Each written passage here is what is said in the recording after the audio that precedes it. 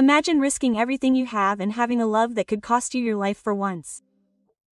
Today, you're going to discover the true story of Mad Ghaffari, the son of a powerful Iranian Ayatollah who abandoned a life of privilege to find Jesus. Before we begin, comment below from which city or country you're watching, and don't forget to subscribe to the channel so you don't miss any testimonies like this one. Prepare your heart. The following story is powerful and profoundly transformative. Let's get started. My name is Matt Ghaffari, or at least that's the name I was given at birth. It was a cold January morning in 1997 in the city of Qom in Iran.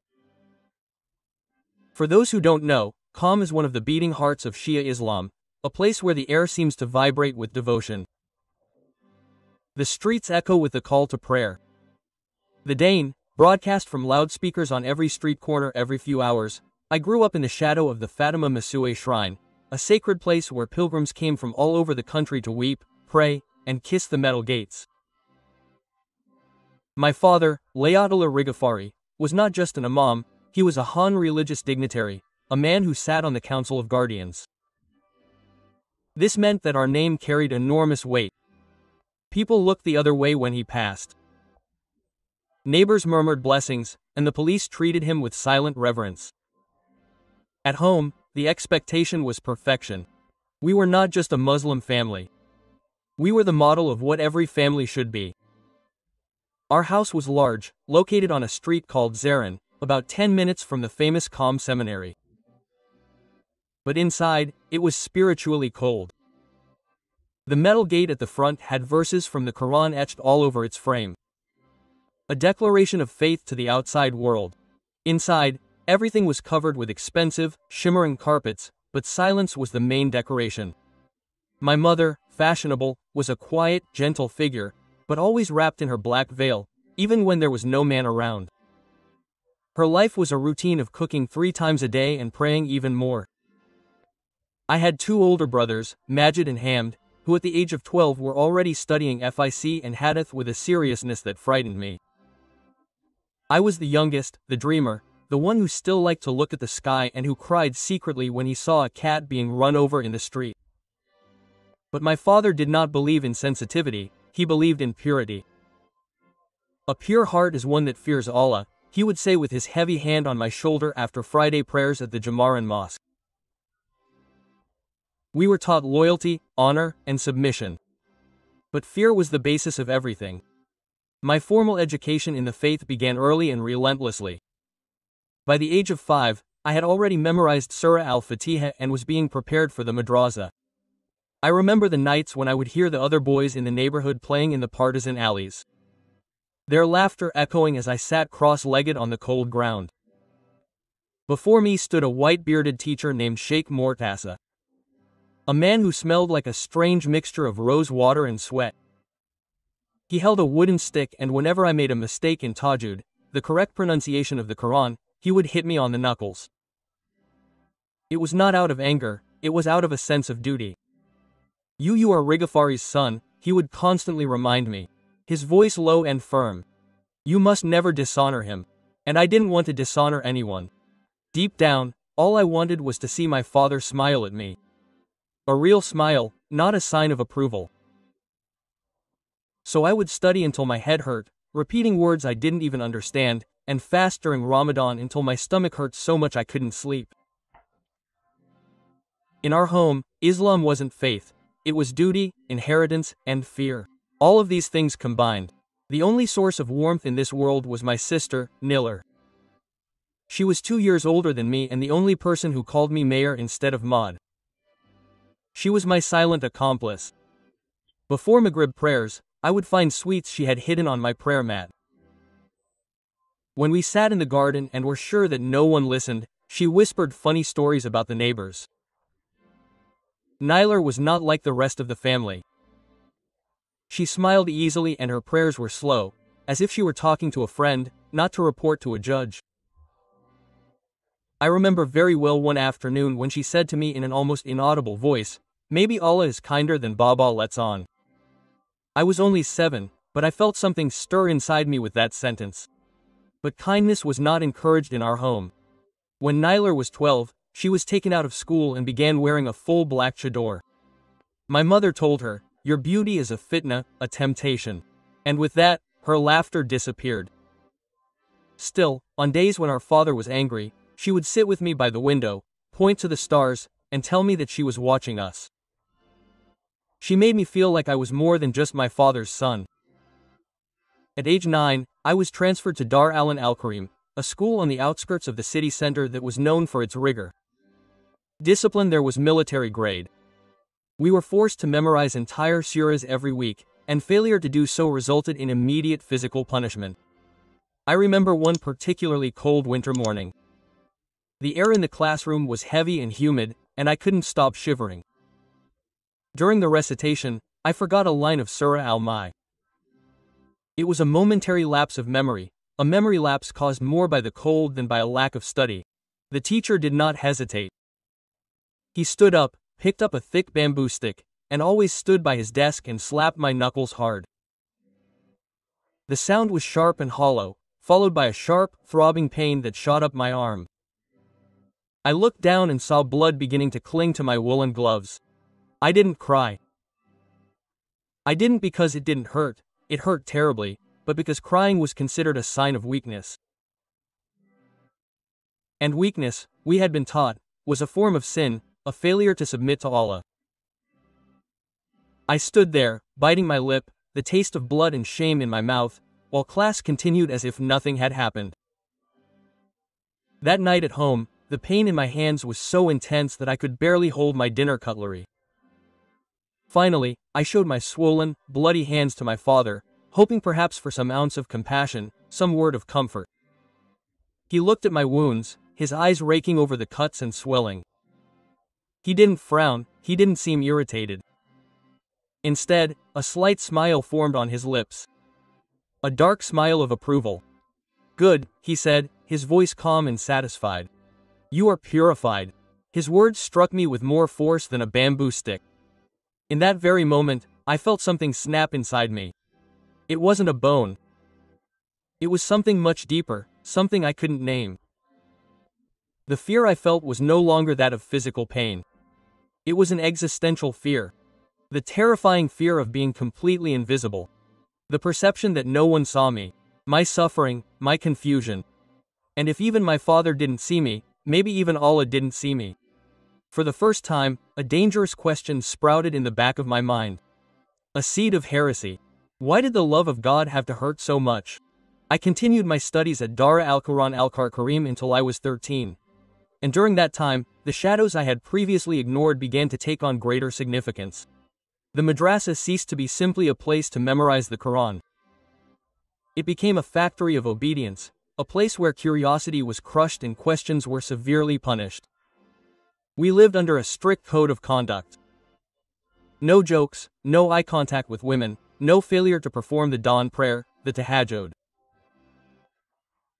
Our teachers paced the halls with canes, not for support but to maintain control. Sheikh Mortaza, my former tutor, became even colder. If you mispronounced a letter, his cane would find your back. If you dared to ask a question like, "Why does Allah allow suffering?" he would shout, "Do not question Allah," and force you to fast an extra day. The school was full of boys like me whose hearts were pounding with fear. Boys who had been taught not to blink too hard. Many of them would cry silently in their bunk beds after lights out. I would see the desperate way he prayed and wonder if Allah was really listening or if we were just screaming into an empty well. I felt like I was becoming a robot repeating verses while something vital inside me slowly withered. One Friday afternoon, during the Dur prayer, I was sitting by the window in the prayer hall and noticed a new boy in the back with visible ejaculations on his neck. His name was Renan. He was small, maybe 10 years old, and had arrived from Shiraz about a month ago. I watched him hesitate during suju, the act of he prostrated himself, his body shaking with every movement. Later, when I found him in the courtyard, I asked him in a low voice what had happened. He could barely look me in the eye. "I watched TV during prayer time," he muttered before quickly walking away as if even talking to me was a risk. That night, Sheikh Mortasa gave a long sermon on how television was a portal to kufri, disbelief. "The West will rot your soul," he said, his eyes sweeping the room. "And anyone who admires them is already dead inside." I stood there, staring at the prayer mat, my stitches clenched under my coat. An image came to me. I had once seen a TV program about a Christian family in Zayden. They feed poor children and they smiled more than anyone I had ever known. That image of joy and service stayed with me far longer than Surah al-Baqarah ever managed. But saying it out loud would have been unthinkable. At home, things became even more tense. My father was promoted to a higher position on the Guardian Council, which meant he spent most of the week in Tehran, meeting near Pasteur Street. When he returned on weekends, the whole house froze. There was a palpable change in the air. My brothers would sit up straight, my mother would lower her eyes. And I made sure my hands smelled of rosewater and not of anchor or book dust. He talked incessantly about the dangers of secularism, the need for a complete Islamic revival. "We are the guardians of Sharia," he would say at the dinner table, his voice echoing like a decree. "And the world is watching us." It was around this time that he began to search my school bag every night. He would empty it onto the carpet, checking every book, every note. If he found a blank page in my Quranic study notebook, he would throw it on the floor and ask with narrowed eyes, "You're not a kafir, are you?" I laughed nervously, shaking my head, but my stomach was in knots. I wasn't just afraid of being punished anymore. I was afraid that I wasn't what he wanted me to be anymore. And worse, I wasn't sure I wanted to be anymore. Outside the walls of our home and the madrasa, life went on. People walked to the bazaar, haggled over the price of dates and bread, and laughed at the jokes of street vendors. But for me, life had become a long hallway with closed doors. I distanced myself from my disparate cousins. When they visited, my father would instruct me to lead them in prayer as an example, which only created more distance. My classmates also avoided me, intimidated by my father's power. Even the teachers were cautious about giving me grades. I was alone, not only physically, but in a solitude of beliefs that was much deeper. I began to hide behind books that I didn't even read, just to have a place where my mind could wander. During prayers, I would dream of escape, looking at old maps in history books and imagining the smell of cities like Rome, Paris, or London. One night, during Tahajjud, the dawn prayer, I silently left my room. My hands were cold and my chest tight. I climbed onto the roof and sat on the edge, gazing at the horizon. The minarets of the shrine of Fatima Masoueh shone. I had memorized so many names of Allah, Ar-Rahman Rahim, Al-Mutakabir. But none of them seemed close. I whispered to the wind, "Allah, if you are here, why am I so afraid?" The silence that followed was louder than any answer. The shame of that prayer on the roof consumed me the next day. I went back to acting normally, to playing my part. I led the afternoon prayer, corrected a younger boy's TJU, and even helped serve lunch at school. But something had changed forever. I had uttered a forbidden phrase, and its echo never left me. A few weeks later, I made a decision that frightened me. I skipped the Maghrib prayer for the first time in my life. I hid behind the high shelves at the back of the madrasa library, pretending to study the FIC. My heart was beating so fast and loud that I was sure someone would hear it through the bookshelves. Sweat trickled down my forehead. When the prayer ended and the other boys as the people began to leave the prayer hall, I joined the line, trying to look like I was being careless. No one seemed to notice, at least not at the time, but I did. I had broken through the wall. That same week, I began to underline verses in my personal Quran, the ones that confused me. Why would Allah create people just to lead them astray? Why punish people who have never heard the truth? I tore a page out of my hadith notebook and with a trembling hand, I wrote it down, and if he wasn't who they said he was, I folded the tiny paper, hid it under my mattress, and felt as if I had thrown a stone into the Kaaba. But strangely enough, what I felt wasn't guilt. It was relief. For the first time, I wasn't just memorizing. I was searching. My father noticed that something was different. My facade was no longer not as good as I thought. One night, he called me into his office, a room that had always intimidated me.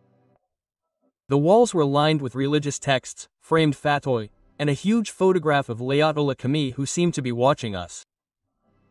He stared at me from across his imposing dark wooden desk.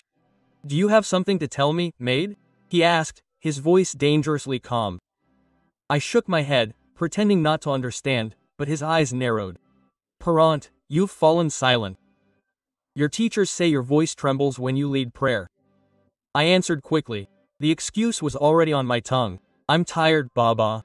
Fasting has been difficult this year." He nodded slowly, but it was obvious he didn't believe me. Then he leaned forward, resting his elbows on the table, and uttered words that chilled my blood. "A Ghafari does not weaken. Weakness in the path of the kuffars." That night, I couldn't sleep anymore. I lay in bed, watching the ceiling fan turn, its slow rhythm matching the beating of my heart. I felt alien to my own name, to my own skin. I wasn't running away from Allah. I simply wondered if the one I was told to worship even knew my name. That year, something died inside me, but something else, very subtle, was being born, and a new voice, different from my father's or the teacher's, began to whisper softly. "Are you ready to see me?" The first spark of light appeared in the spring of 2014. I was 17 years old, and my father had sent me to Tehran to pursue advanced religious training at a seminary near Engelab Square. He had arranged for me to study under a scholar he admired, a man who had previously taught at Comindre's Ministry of Culture. I stayed in a Hausa-run dormitory a short walk from the old Armenian quarter. That's where I met Daniel. He worked part-time at the bookstore across the street from the seminary. He was a quiet, polite young man about my age who was studying graphic design at the University of Teen. The first thing I noticed about his manner was subtle but shocking to me. He didn't lower his head when the religious police passed by. One day, I went into the store to buy a notebook. He smiled at me, a genuine smile that took me by surprise. "You're studying Islam, aren't you?" he asked, looking at my clothes. I nodded.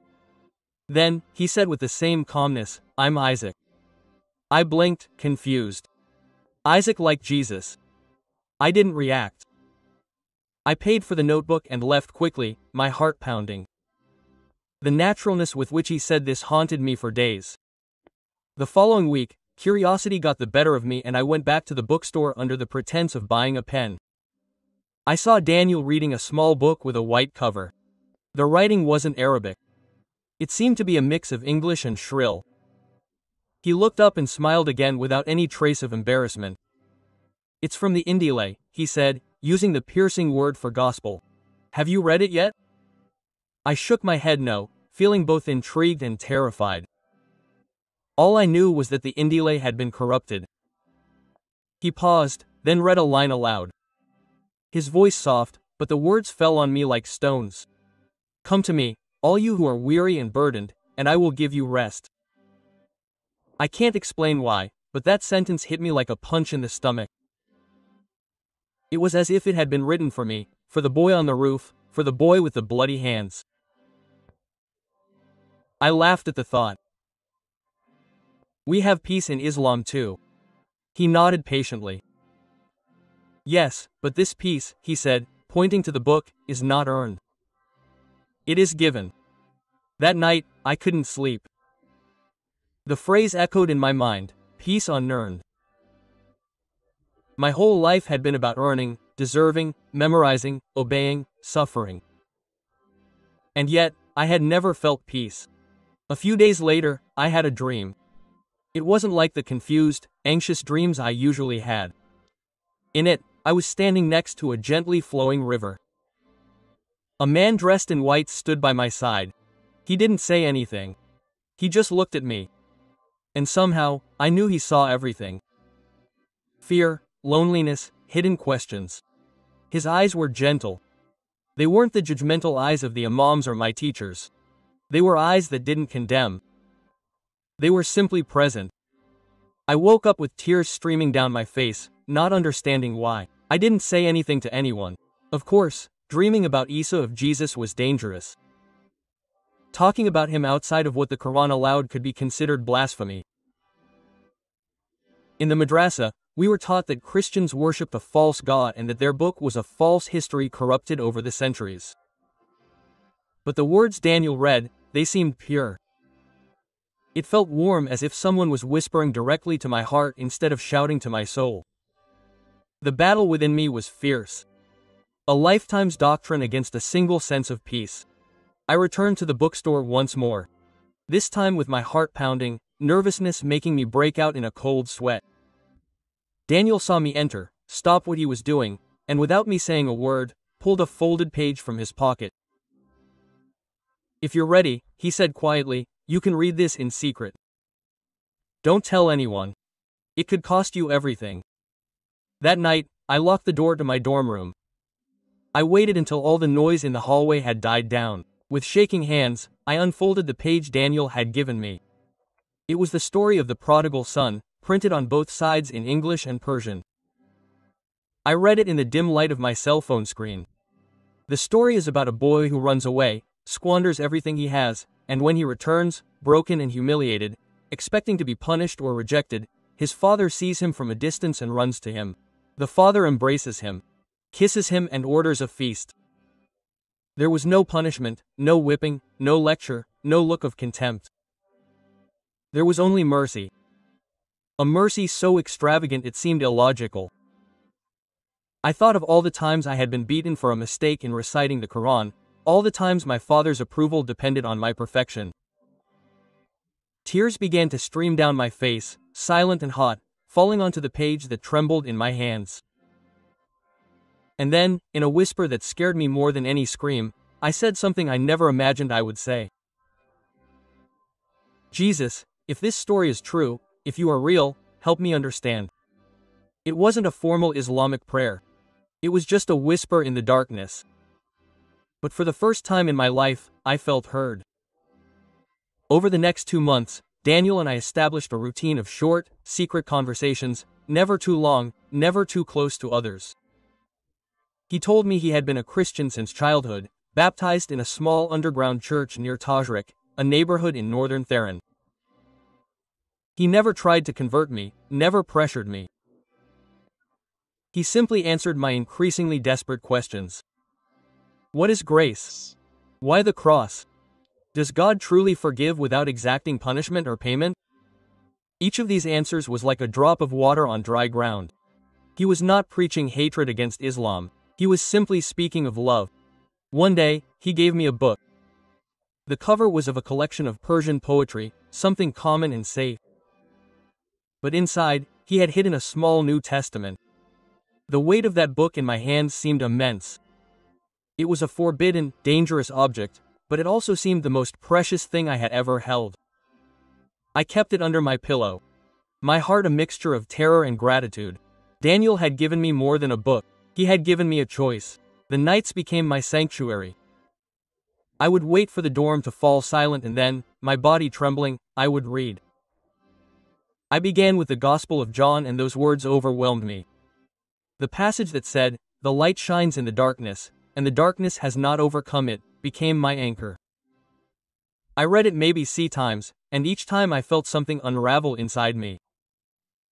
Something that had been trapped and stifled for years. Something that was finally allowed to breathe. I didn't understand everything theologically, but my heart did. As I read more, I began to drift away from my religious obligations. Silently and slowly, I stopped going to Friday prayers, telling my instructors that I was sick. I skipped my Quran memorization classes. I still felt guilty. Yes, the fear of hell was still etched into me. But every time I read about Jesus healing the broken, touching the leper, or forgiving sinners on the cross, the fear dissolved and transformed into something strange and new. Hope. The guilt didn't disappear overnight. I had terrible nightmares of my father disinheriting me, of me being whipped in the town square while he looked on approvingly. His voice calling me kafir echoed in my dreams. But the peace I felt when I lay awake reading those words was stronger. It was a real peace, not a theoretical one. It was like the river of my dream flowing constantly, even when I was still. For the first time in my life, I didn't feel dirty or unworthy. I didn't feel like a slave trying to please an unpredictable and angry master. I felt seen in a way my father had never seen me, my teachers had never seen me, seen by the man in my dream, the man in the book. And that feeling of being known and accepted, even with all my doubts and fears, was more powerful than any threat of punishment. The God I was discovering did not demand that I purify myself through pain. He offered purification as a gift. Then came the moment that changed everything. It was a night in early November. I knelt beside my bed, clutching the small New Testament so tightly my knuckles turned white. My heart pounded against my ribs like a caged bird. My hand trembled. I didn't know the right words. I didn't know any Christian prayers. All I had was the raw truth of my heart. I closed my eyes and whispered into the silence of the room. Jesus, I don't know everything. I don't know if I'm doing this right, but I believe that you are the truth. I don't want to hide anymore. I want to follow you. It wasn't an eloquent prayer. There was no thunder or lightning. But something happened. I felt a warmth spread through my chest. A physical sensation as if someone had lit a candle in a dark room and cold. I didn't see an angel or hear a voice, but I felt different, lighter, loved. For the first time in my life, I wasn't praying out of fear. I was speaking from my heart, and I knew with a certainty that transcended logic that Jesus had heard me. The days that followed that prayer were both beautiful and terrifying. I smiled more, secretly listened to the songs of praise that Daniel had given me on a USB stick hidden in a pen, and read the Gospel of Matthew every night. I was no longer afraid of missing the 5 daily prayers. I felt free, but that freedom came with a number. I knew that if my father found out, it wouldn't end in screaming. It would end in blood. In January 2015, I returned to Como to visit my family during the school holidays, pretending that nothing had changed. My father was home and the atmosphere was heavier than ever. The walls seemed to be listening, the air was dense.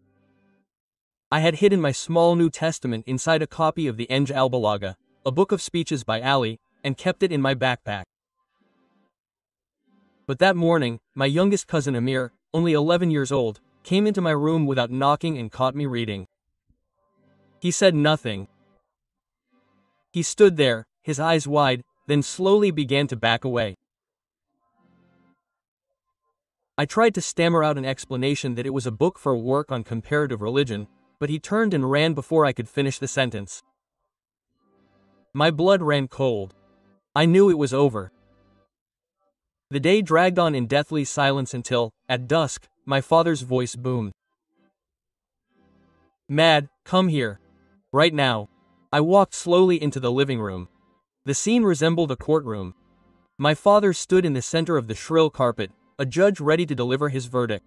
My mother sat on the edge, from the couch. Every body was shaking. My brothers Majid and Ahmed were there, arms crossed, their faces masked in disapproval. In a corner, Amir looked at the floor, huddled. In my father's hand was my little Bible, its pages crumpled and torn. "What is this?" quote, he shouted, his voice echoing in the silent room. I tried to speak, but the words stuck in my throat. It was just something I was reading. Lisa spat the word out like poison. "Are you bringing this Christian filth into this house? Are you insulting Islam under my roof?" He threw the Bible to the floor and pointed a trembling finger at me. "And you, a murtad, have you apostatized?" The word hung in the air, heavy and sharp as a blade. In Iran, being a murtad, an apostate, is not just shameful. It is not a target for death. I did not answer. I could not lie and I could not deny Jesus. My silence was confession. My father's face changed. It was no longer just anger, it was a mixture of betrayal, grief, and white-hot fury. He turned to my brothers, called the Shura. "He know that this will not remain in our house." My mother sobbed, "Please, Ra, he is still your son." But he cried back without even looking at her. "No, he is dead to me now. That night, men from the local religious committee came to our house. I knew them. They were men who had eaten at our table before, who had prayed alongside me in the mosque, who had praised my recitation of the Quran. Now he looked at me with cold disgust. "How long have you been infected with this kafri?" One of them asked, his voice full of contempt. I kept my head down. He didn't want an answer, he wanted to be a performance of shame. One of them kicked my backpack and the small USB drive with the fields of worship rolled onto the floor. "He's spreading Christian lies," the man said, picking it up as if it were evidence of a crime against the God. "He must repent publicly or face the consequences." My stomach twisted. My father wasn't interested in exile or repentance. He said, "If the government won't do it, I will." Sharia law is clear. Apostasy must be punished. That night, he locked me in a warehouse at the back of the house. There were no windows, no food, just the cold concrete floor and total darkness. I could hear my mother crying through the wall. In the darkness, I whispered, "Jesus, are you still with me?" The silence was heavy, but somehow I felt a little less alone. On the third day, the door opened. They pulled me out and dragged me into the back garden. My uncles were there, and so were a few neighbors. A small crowd gathered to bear witness. I was barefoot, my hands tied behind my back. My father stopped in front of me. In his hand, he held a short blade. It was not sharp like a kitchen knife. It was thick, jagged, almost ceremonial. He looked me in the eyes one last time, and his voice was cold as stone. "You chose the cross over the crescent. Let the world see what happens to the traitor," I screamed. I pleaded, but no one moved to help me. My brother Hamd held my left arm and pressed it against a block of stone we used to chop wood. I remember watching the frightened birds fly out of the trees as the blade came down. I remember the pain, hot, deep, and immediate. A pain that seemed to tear at my soul, and I remember the sound of my own voice. An animalistic howl as my blood gushed out and soaked the dry earth of the garden. The last thing I saw before I passed out was my father's impassive face as my hand fell to the side of the block. They dragged me out into the field behind the house and left me there, half conscious and bleeding, and covered me with a sheet as if I were already a corpse. That night, I truly thought I was going to die. The night sky was filled with stars, but they swirled and merged in my blurry vision. The cold night air cut my face and burned my lungs. And the smell of the earth wet with my own blood was suffocating. I pressed my right hand against the stump of my left arm, trying desperately to stop the bleeding. But it continued to flow, hot and unceasing. I no longer had the strength to scream. I began to whisper the name of Jesus over and over again. It was not a battle cry or a loud prayer. It was like a child crying out for its mother in the dark. And then something strange happened. I felt a warmth. It didn't come from the air. It didn't come from my feverish body. It was a warmth that came from within, as if someone was holding me. I couldn't see anyone, but I felt a gentle, firm, loving presence. It didn't take away the physical pain, but it told me without words that I wasn't alone. At that moment, I whispered into the darkness, "You see me, don't you?" And then everything went black. When I opened my eyes again, I was in the back seat of a moving car. The smell was vinegar, blood, and old fabrics. My body was shaking uncontrollably, and my head was throbbing with a dull ache. I was alive. The man who had saved me, a Christian from our neighborhood named Arachi, had found me while walking his dog. He later told me that he had seen the sheet moving and thought it was a wounded animal. He bandaged my arm with his own shirt, carried me to his old car, and drove me away. "You're safe now," he said softly as he drove through the dark streets.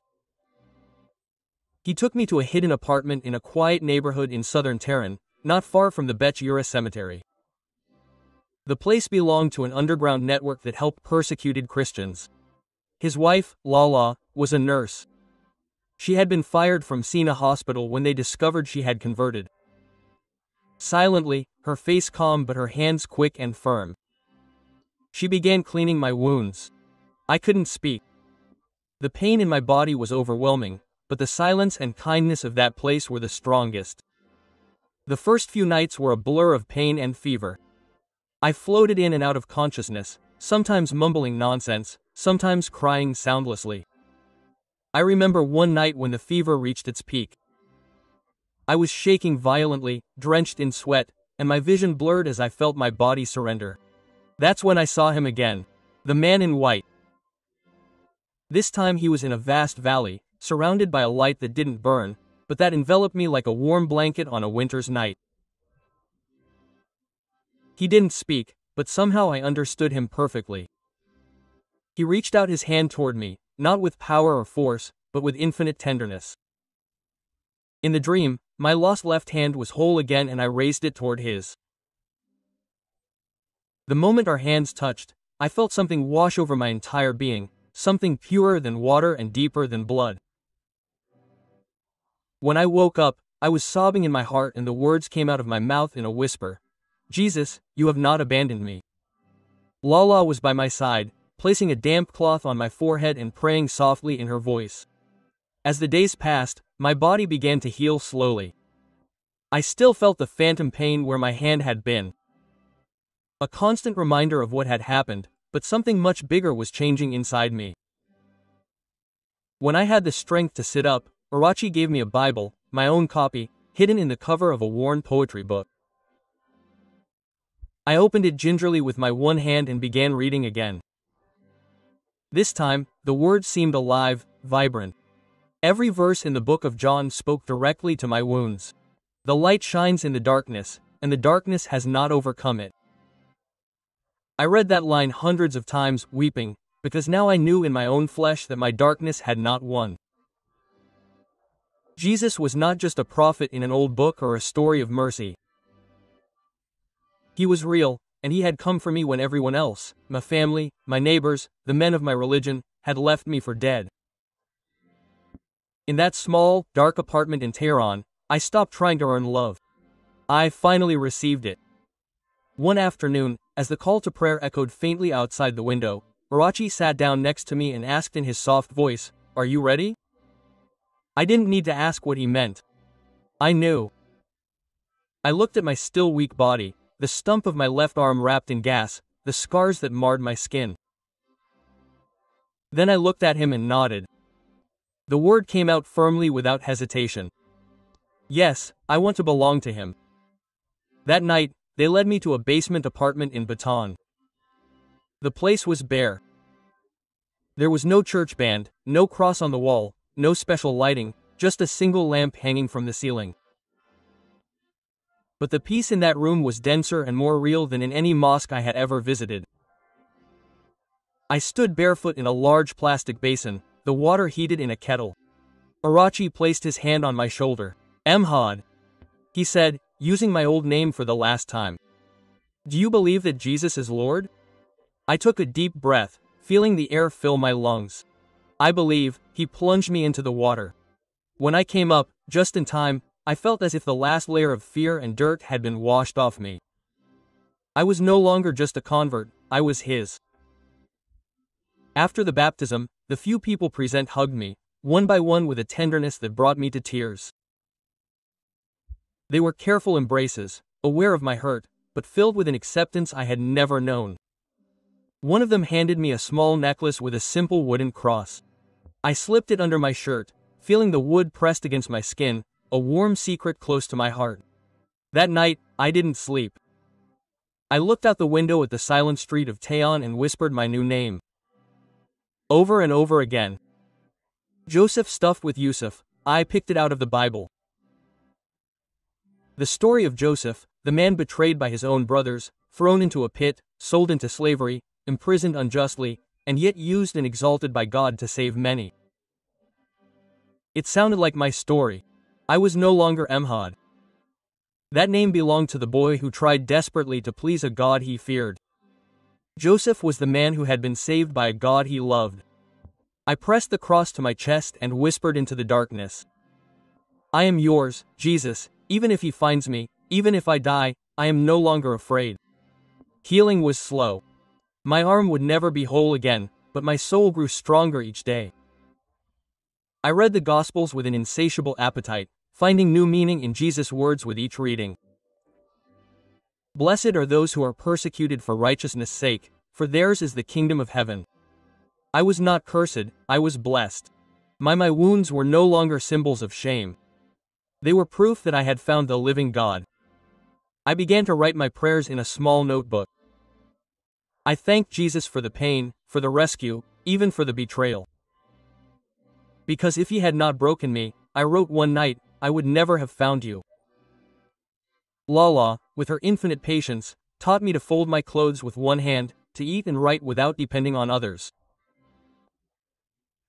But the most important lesson she taught me was to talk to Jesus, not as a distant master, but as a friend, as someone who was right there in the room listening. The second month, I began helping Rachi with small tasks. I organized the books he distributed, helped prepare the places for silent prayer meetings. And sometimes, I simply shared my story with others who were still afraid and full of doubts. We would meet in corners I was hiding in Tehran, reading the Psalms by candlelight, praying in small groups who dared not raise their voices. I met other converts, former religious, university students, even a retired soldier from the Revolutionary Guards.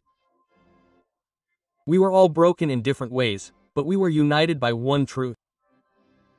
Jesus had found us in our valleys and lifted us up. One night, as I left a house church in Shariati, I looked up to heaven and whispered, "You didn't leave me in the field, you didn't leave me in the dark," and for the first time in my life, I believed it completely. I wasn't just a survivor. I had been saved, I had been chosen, I had been loved, and no hand raised against me could undo what Jesus had done in me. By the summer of 2016, it became too dangerous for me to remain Adian. The security of my hiding place was compromised. Arachi discovered that security agents had begun asking our former neighbors about my disappearance. Rumors spread like wildfire. They said I had become a missionary, that I was working with foreigners to corrupt young Muslims.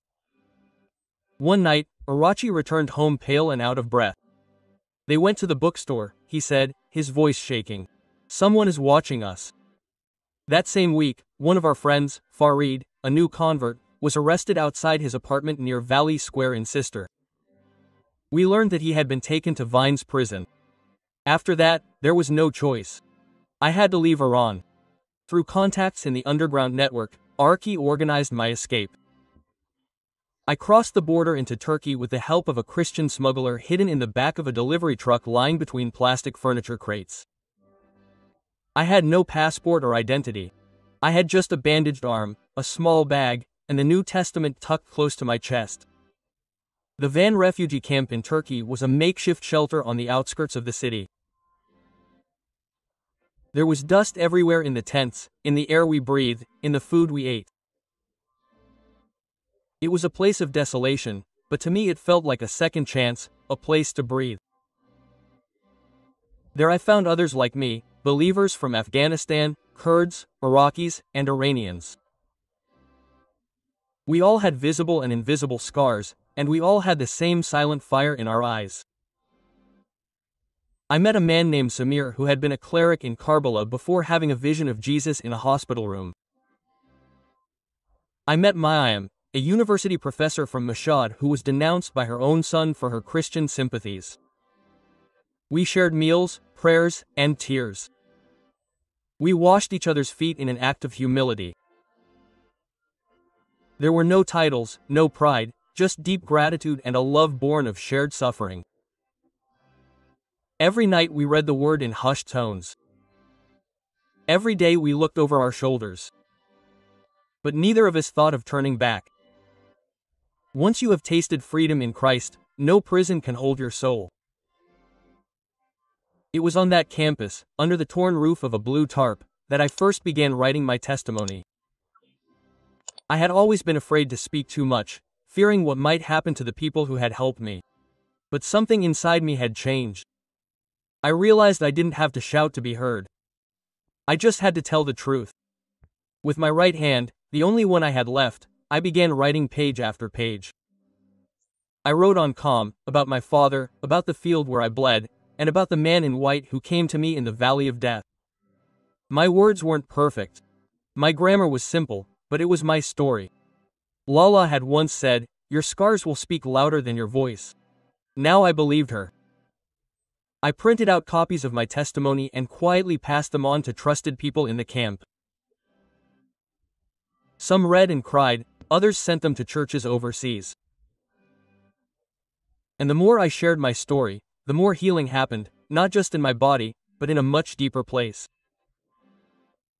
The act of writing opened a door to something I thought impossible: forgiveness. I began to pray for my father. At first it was difficult, almost forced, but I continued, not with bitterness, but trying to find a place of mercy. "Father, forgive him," I whispered, sometimes through clenched teeth, sometimes through tears. "He thought he was defending you." I didn't know if he would ever repent or if he even cared if I was alive. But I stopped praying for revenge. I started praying for his peace. I also wrote a letter to my mother, even though I had no way of sending it. I told her I loved her, that I had never blamed her, and that if I ever saw her again, I would hug her tight. I folded that letter and kept it inside my Bible, right next to the verse that had changed my life. John chapter 15, "The light shines in the darkness, and the darkness has not overcome it." Forgiveness has not erased the past, but it has given it new meaning. My scars had become my story, and my silence had become my field. The little underground church in the refugee camp grew up. We never announced it. We just prayed and trusted God to lead people to us. I began to teach the word as best I could. We studied Matthew, Romans, and the Psalms. We memorized verses like seeds planted in fertile soil. Even the children learned to say "Jesus loves me" in Farsi and Turkish. I saw lives transformed before my eyes. Men with hardened hearts were softened. Hearts filled with anger were melted. People who thought God had forgotten them finally understood grace. One day, an older man, Baram, who had lost his entire family when he converted, smiled during our prayers. I asked him, "Why are you still smiling?" He replied, "Because I have lost everything. But I have found Jesus, and he is enough for me." That stayed with me. I remembered that even though I had lost my hand, I had gained something infinitely greater. The memories still haunted some nights, but the truth had become my anchor. I no longer feared being hunted. I feared remaining silent because I knew many others still believed that God spoke only through anger and punishment. I arrived in London one morning in February 2018, gray and rainy. The air smelled of wet asphalt and roasting chestnuts, a strange but comforting smell. The UK government granted me asylum on humanitarian grounds, through a Christian refugee support organization that had read my testimony. I was 21, missing a hand, carrying 2 suitcases, and setting foot in a city I knew only from books. But I was not afraid. I had been through worse hells before. A small church in Peckham in South London took me in. They gave me a room, meals, and slowly helped me adjust to life outside of persecution. For the first time in years, I could speak the name of Jesus out loud in public. I began taking English classes and Bible studies, visiting parks without looking over my shoulder. The church helped me get a prosthetic leg through the health system. It was a simple model, but it allowed me to hold objects. However, I did not use it to hide my scar. My scar was my story. It was proof that the darkness had not won. In the fall of that year, the church asked me to share my testimony at a Sunday evening service. I hesitated. My accent was thick, my grandmother awkward. But then I remembered the faces I had left behind in the refugee camp and those still hiding in Iran. I stepped into the pulpit and, with a trembling voice, I told my story. I did not try to impress anyone. I just told the truth. There, at the end, a woman came up to me and hugged me, whispering, I had given up hope. But you reminded me that Jesus still works miracles. A few months later, I received a letter from Turkey. It was from my sister, Nyler. She had found me through a contact in the refugee network. The handwriting was the same as I remembered. The letter began. I don't know where you are, but I want you to know that I miss you. Baba still refuses to say your name, but Mommy cries for you. She keeps your old prayer mat in the closet. I don't know if I believe what you believe, but I want to understand. I held that letter to my chest and cried. Not out of sadness, but because of that little glimmer of light. That letter solidified forgiveness in my heart. I no longer felt anger toward my father. I saw him for what he was. A prisoner of fear, a man who had been taught to protect religion at all costs. I didn't condone what he had done, but in Christ, I handed over the burden of hatred. Today, I work full-time with a missionary organization in East London that supports ex-Muslims coming to Christ.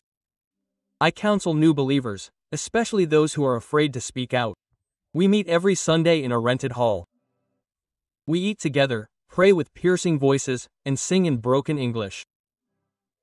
Once, a woman asked me, "Was it worth losing your hand?" I smiled and replied, "They took my hand, but Christ took my shame." I would give both hands to know his love again. And I meant it with all sincerity. My name is Joseph Ghaffari. I was born in the heart of the Islamic Republic. They took my left hand in the name of religion, but Jesus gave me a new heart in the name of grace. Quote. Joseph's story is powerful proof that sometimes you have to lose everything to gain the one thing that truly matters. A love that no force in this world can take away. Now, I want to ask you a question. What in your life is worth more than anything you can lose? Leave your opinion or share your experience here in the comments. I read them all and your voice is very important to strengthen this community. If this testimony touched your heart, subscribe to the channel now and turn on the notification bell. This is very important so that YouTube can notify you every time new transformative content like this is uploaded. And if you feel the desire to support our work to touch more lives but don't know how, you can be a part of this mission with us. Just click the Become a Member button just below the video. It's a simple and straightforward way to help us continue. Don't leave yet. I'll leave you with another video here that I know will speak to you deeply. Just click and continue this journey.